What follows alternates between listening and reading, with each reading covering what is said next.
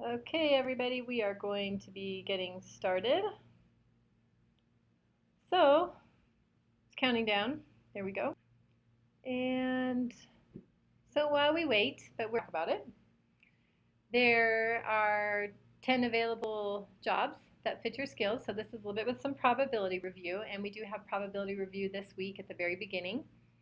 This final week in our statistics doesn't go a lot into probability because you already had it review. So you will have it on your unit test, which is coming up, and we'll talk about that soon. But I just wanted to go through in case there were some questions and anybody needed some help. Okay, so there are 10 jobs available that fit your skills. So say you're unemployed and you want to find a job. And you discover from the employment person that there are 3 of them are in retail, 2 are in restaurant service, and 5 are in manual labor type work. Okay, so what you want to do is find the probability that the first job you are offered will be retail. So all these people are going to call you.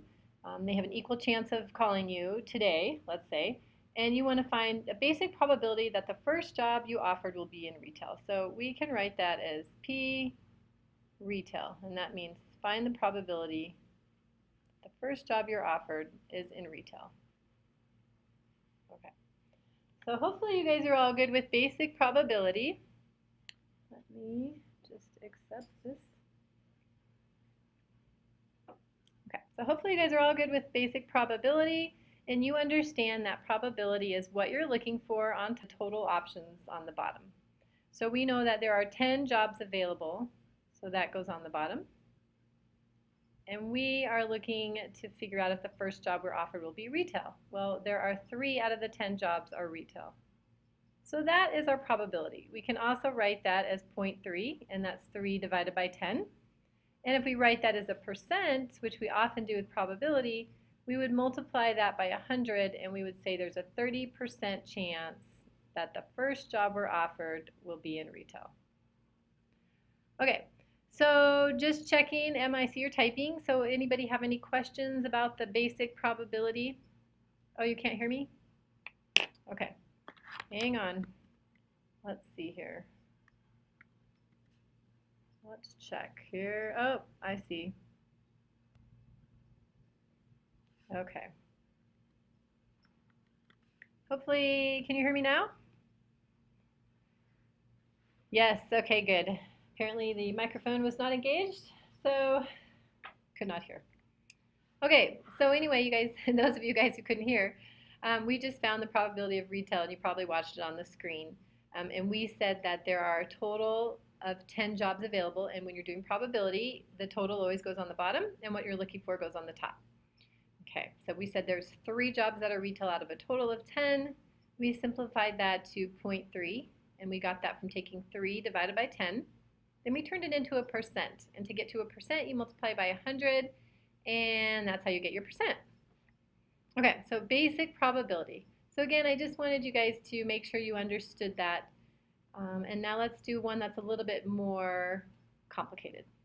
Okay, so you have heard that you will get 12 hours to decide which job you want if you get multiple offers. So you may get multiple offers, and they'll give you 12 hours. So what we want to do is find the probability that the first person who contacts you is from retail and the second person who contacts you is from a restaurant. So if we want to write that in probability form, I'm just going to find the probability that the first person is retail, okay, and this is and, so I'm going to write and that the second person who contacts you is from a restaurant. Okay, so there's a lot going on here. We have to find, well, it's kind of hard to tell, retail and restaurant. We'll put an S there, maybe a T there. So we are finding 2 probabilities, right? And the second probability is going to be affected by what happens the first time. Okay, so this is also called a dependent probability, and that's in that first part of this week. And there's a little lesson on it too, so you can watch the lesson and understand it better as well. Okay, so the way I always tackle this is I always take them separately. So I first find the probability that somebody is going to contact me from retail. And look, we already figured out that that was 3 over 10, right? Okay. So we want to find the probability that the first person who contacts you is from retail. And the word and is critical here. So anytime we say the word and, we are always multiplying our probabilities together. And again, if you're not sure about that, watch the lesson. And in the lesson, it walks it out step by step. So and means times. So and we want to find the probability that the second person is from a restaurant. Okay, so how many people work in a restaurant? Looks like 2. Okay, but now here's where you have to think about probability. We no longer have 10 people or 10 jobs that are going to be contacting us, right? So in this first case, if somebody contacts us from retail, we now have 10 minus 1 jobs left to contact us. So out of those 9 remaining, 2 of those are from a restaurant. And this is called a dependent probability, meaning that the second probability has been impacted by the first probability. It's kind of like when you take marbles out of a bag. Once you take a marble out and you don't put it back, you have less marbles in the bag, so you have to adjust your probability. Okay, so if we multiply that, we get 6 over 90. 3 times 2 is 6. 10 times 9 is 90. And then we always reduce. So if I look at that, I would say, well, it looks like we can start small and go bigger, but right away I see that 3 goes into 6 2 times, and 3 goes into 90 30 times, and I can reduce that again. 2 goes into itself once, and it goes into 30 15 times. Okay, and then if I wanted to figure out my percent, well, I'm going to be using a calculator here. I would do, whoops, clear that. I would do 1 divided by 15 and get my decimal. So that's 0.0, and I'm going to go ahead and round to the second decimal place. So I would look at the third decimal place, which is a 6, and then round up. So I'd get 0.07. And if I change to a percent, multiply by 100, and I get about, whoops, that should be a 7. Let's start over here. Don't know what number that was. I would get 7%. Okay.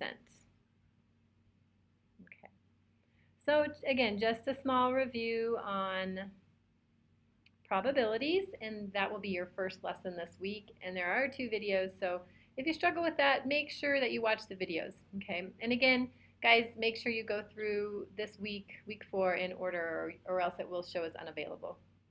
Okay, any questions on independent, dependent probabilities, just your basic probabilities? Okay. Are you, Donovan? Are you good with basic? Okay, excellent. All right, let's move on then. All right, so today, you guys, we looked at independent and dependent probabilities, just a quick overview. We're going to do a frequency table, and we're going to calculate expected value. And again, those are 2 things that'll be in this week, but this is just kind of an overview and give you an opportunity to ask some questions about it and see it as an overview for when you do the practices. A couple important items. Your Unit 1 exam study guide is available right now to download in this week. And your Unit 1 exam will be at the end of next week, week 5.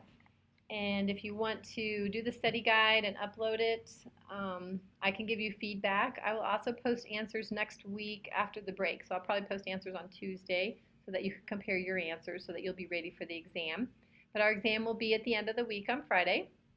Another thing that's important is to check your current grades in Infinite Campus.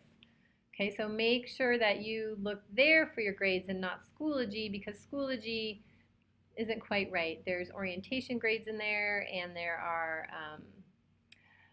points which don't really equate to, you know, unsatisfactory, advanced, proficient, all that. It doesn't come out exactly the same. So make sure you check Infinite Campus. There should be a link on our website to Infinite Campus.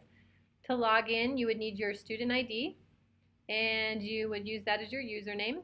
And then for your password, it's your 6-digit birth date.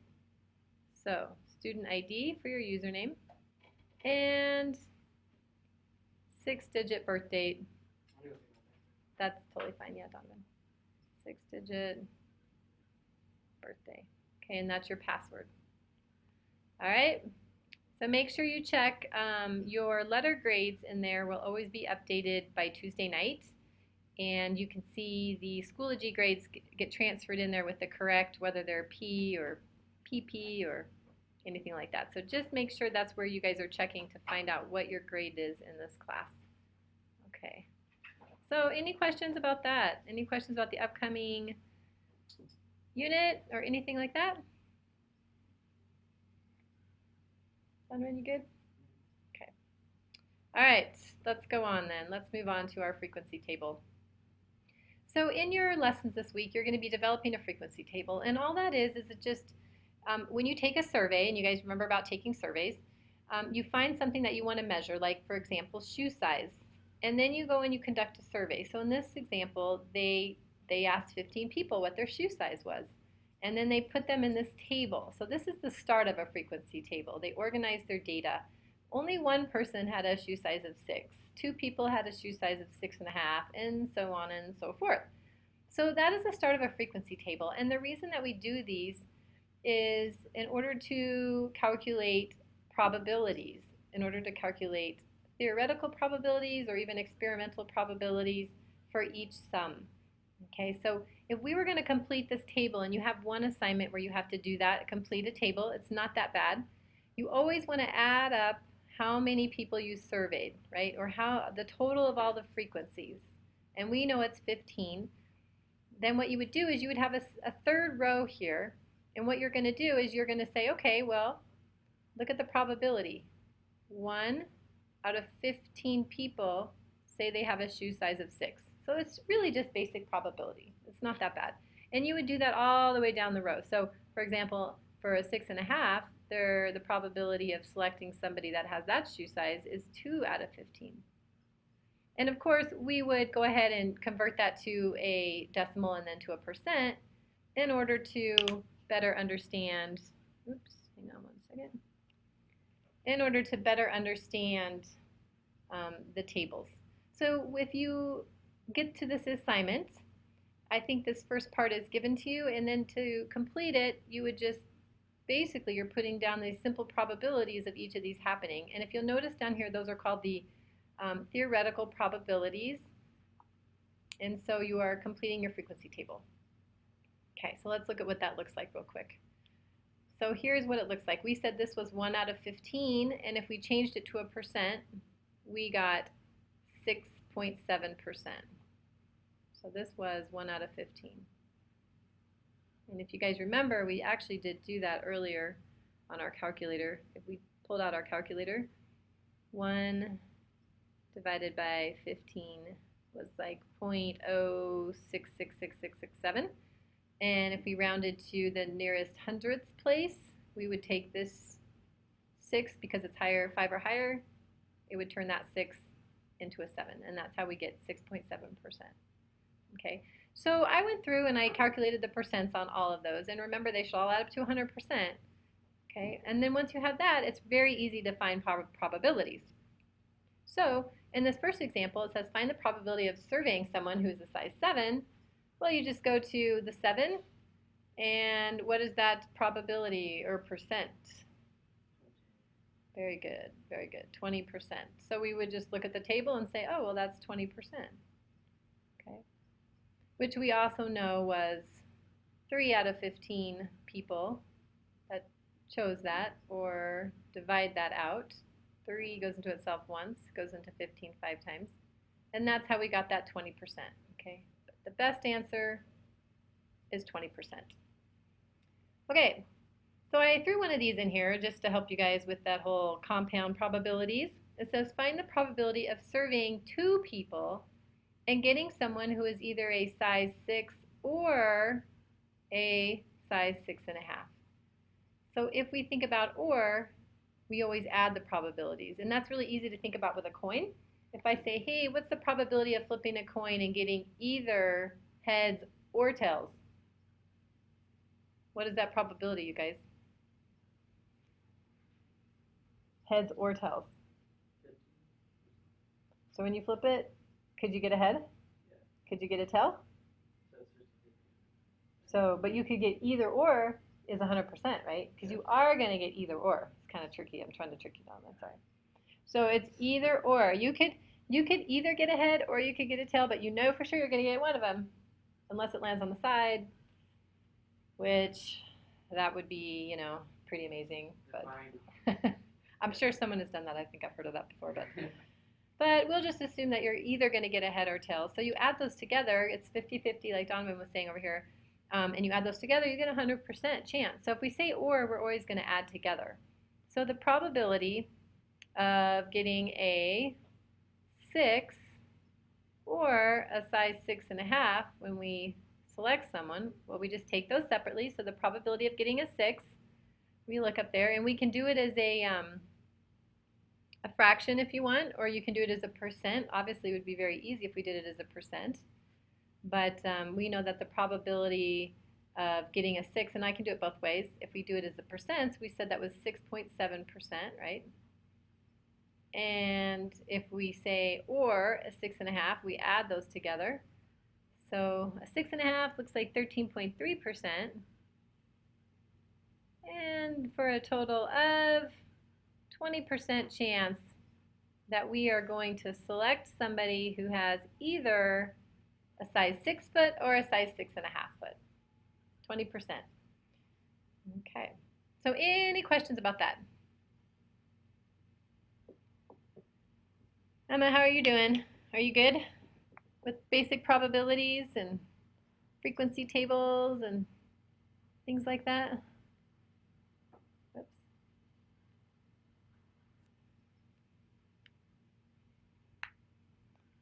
And you are typing, so I'll let you type. Yeah, a little confused, but I get it for the most part. Okay, good. And I'll actually be there tomorrow at Gateway to help you if you need some help. But there's a little bit more information in the lessons on this. There's some 2 short videos to watch on independent, dependent probabilities, and that'll really help you. And then when you get to the frequency tables, it's really just as simple as, hey, figure out, the probability of each one of these happening. And the probability is always going to be, how many occurred out of your total. How many occurred out of your total? So 1 out of 15, 2 out of 15, 3 out of 15.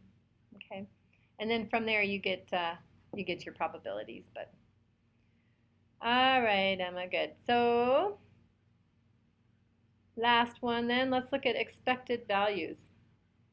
So up here, a lot of times people use this to see if it's a good idea if they make a bet or gamble or play the lottery, or sometimes at the fairs and carnivals, they'll say, hey, for $2 you get to throw 3 balls at something and you could win $50, and you might think that's a good value and that's a good deal, but it may not be. So we're actually going to look at a lottery to see if that's a good deal.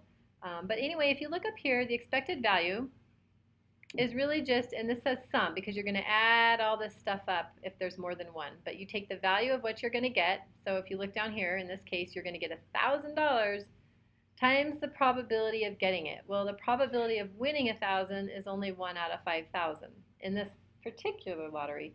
Now, if you guys look up the Colorado lottery or Powerball, that's like going to be 1 over 5 million. It's a pretty big number, so the chance of winning that is very small.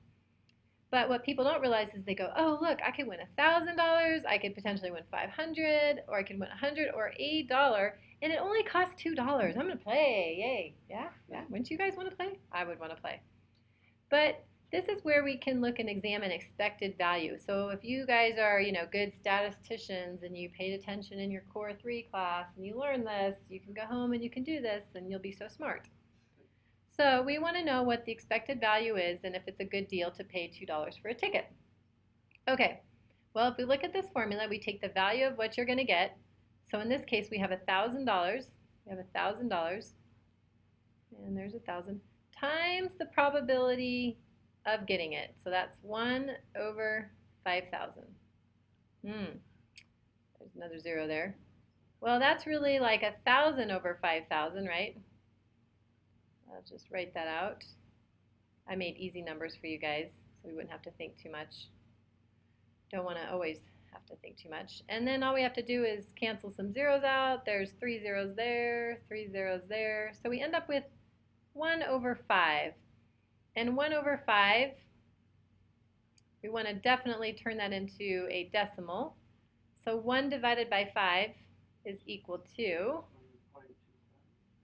very close, Donovan, very close. Did you say 0.2 or 0.25? Almost. 0.2. Very good. And we will look at that as money. You're thinking of, yeah, 1/4. Hey, that was pretty good for 1/4. Because I think we might have something in here that is 1/4. So that's very good. So that's like 20 cents. So the expected value of winning this is 20 cents. But again, we have a chance to win all these, so we have to add them all together. So now let's take a little bit of a shortcut now that we know how to do it. So we're going to do 500 times this probability. So that's really 500 over the 2,000. And we, again, if we get rid of the zeros, then we can reduce. So we've got 2 zeros here, 2 zeros here. That leaves 5 over 20, which if we reduce that, we end up with 1 over 4. And Donovan, what did you say that was? 0.25, 25 cents. Good job. See, I was waiting for that one for you. Okay, and then the last, not the last one, second to last one, if we multiply those together, that's really, let's see, yeah, that's a 1,000. So 100 over 1,000, get rid of some of those zeros. So that equals 1 over 10 if we reduce, right? I'm running out of room here. And 1 divided by 10 is 10 cents. Yes. Last one. Well, 1 times 1/2 is 1/2. What's 1 divided by 2? 0.5, because half, 50 cents. So that one is actually the best expected value. But again, we're playing this game. We have a chance to win all of these with the $2 bet. So what we would do is we'd take our 20 cents. This is what this sum is up here, you guys. We're going to add all of the expected probabilities together, or all the expected values, I should say. So 20 cents plus 25 cents plus 10 cents plus 50 cents. Okay, somebody do quick mental math. See if you can do it faster than me.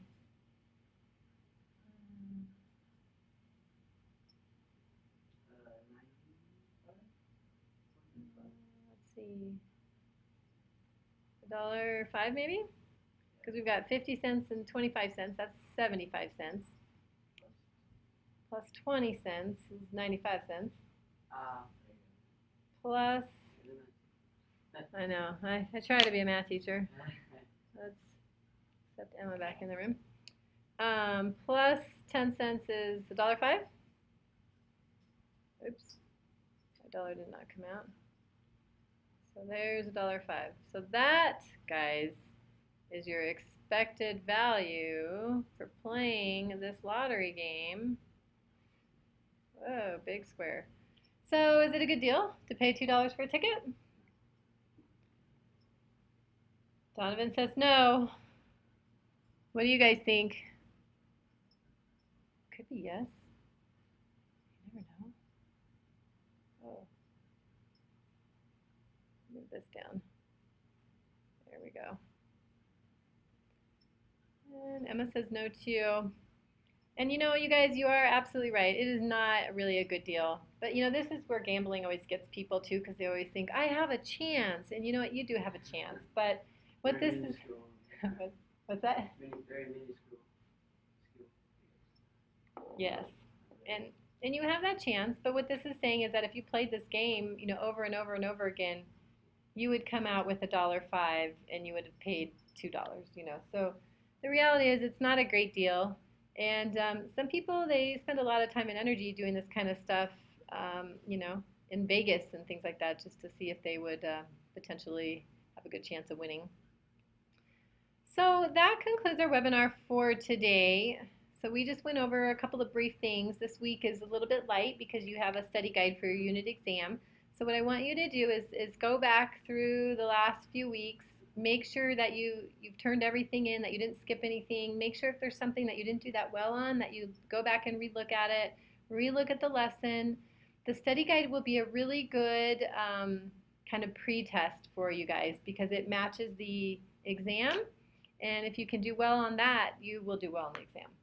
And the exam is important for you guys, for your grades and all that. So I'm definitely here to help. Send me a message through Schoology, send me an email, whatever we need to do. We could even do an Adobe Connect like this together if you need to go over anything. It doesn't have to be just today. If you need to get together, we can definitely do that before your test. So, and the test will be on Schoology. It'll be one of those tests that you only take once, but again, I want you to master the material and show proficiency. So if you do miss things, as we can get together, we can figure out what you missed, and I can design a second assessment for you guys. So, all right. Well, if there's no questions, then thanks for attending, and we will see you guys in the lab, or we will see you around next week. And Emma, you're typing good. See you tomorrow. Bye, everyone.